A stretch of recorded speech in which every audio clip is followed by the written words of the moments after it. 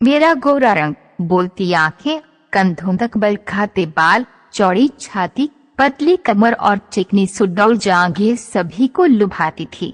पुरुष मेरे सौंदर्य को देखकर कहते, ये लड़की तो किसी रसगुल्ले से कम मुलायम और रसदार नहीं है, इसे देखने मात्र से ही जन्नत की सैर हो जाती है। मैं सुंदर थी, मेरी देह आकर्षक थी।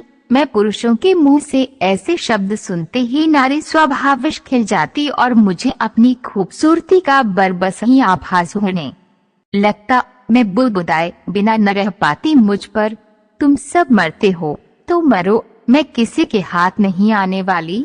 मैं तो आग हूँ, आग, मुझे पकड़ने के लिए पानी बनना होगा। मैं सुंदर हूँ पर इतनी भोली नहीं हूँ कि अपनी प्रशंसा सुनते ही तुम्हारी बाहों में समा जाऊंगी। मैं अभी सोच ही रही थी कि माँ की आवाज ने मुझे चौंका दिया। मैं जैसे सोते से जाग उठी। माँ मेरे सामने खड़ी मुस्कुरा रही थी। मेरी माँ मुझसे कहीं अधिक खूबसूरत थी।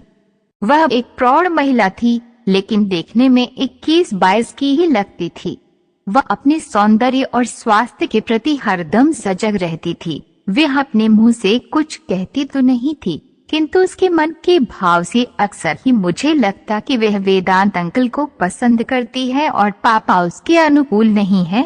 वेदांत अंकल कहाँ से आते थे और मम्मी से उनका संबंध कब से था, इससे मेरा कोई मतलब नहीं था। इतने में मम्मी चहकती हुई बोली, बेटी तुम आज स्कूल नहीं गई, आज तो छुट्टी है। मैंने ये कहकर मम्मी की ओर देखा। आज उसने गुलाबी साड़ी बांध रखी थी। मम्मी पर गुलाबी कपड़े बहुत ही खिलते थे। उसका रूप उनमें और अधिक दमक उठता था। मुझे जहाँ तक मालूम था, मम्मी सजती संवरती तभी थी जब वेदांत अंकल घर पर होते थे या आने वाले होते थे। वैसे तो सजना संवरना मम्मी के जीवन का एक अभिन्न हिस्सा था, लेकिन उस दिन वो विशेष रूप से साज श्रृंगार करती थी। जब वेदांत अंकल घर पर होते, मैं अचानक ही बोल पड़ी, तो वेदांत अंकल आ जाने वाले हैं। मेरी समझ में ये नहीं आ रहा कि मम्मी पापा के लिए क्यों नहीं सजती संवरती है। शायद माँ के सपनों के राजकुमार पापा नहीं हैं, वेदांत अंकल ही हैं। वैसे ये कड़वा सच भी है, वेदांत अंकल पापा से अधिक सुंदर और स्मार्ट हैं। अपने आप को हमेशा ही सुंदर बनाकर रखते हैं, कपड़े ढंग के पहनते हैं और पापा तो बिल्कुल ही ढीले ढाले व्यक्ति हैं। एक ही कपड़े को 2-2 रोज तक पहने रहते हैं। शेव तभी बनाते हैं जब खुजली होने लगती है या उन्हें कोई टोक देता है। माँ को तो चुस्त और खूबसूरत पुरुष चाहिए।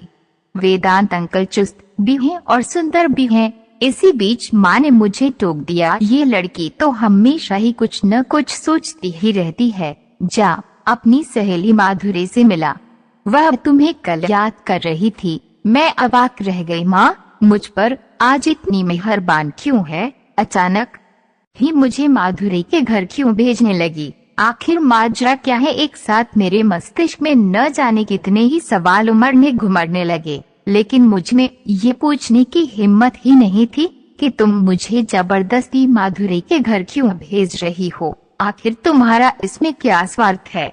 खैर, माधुरी से मिलने के लिए तो बेताब में भी थी। मैं पैदल ही उसके घर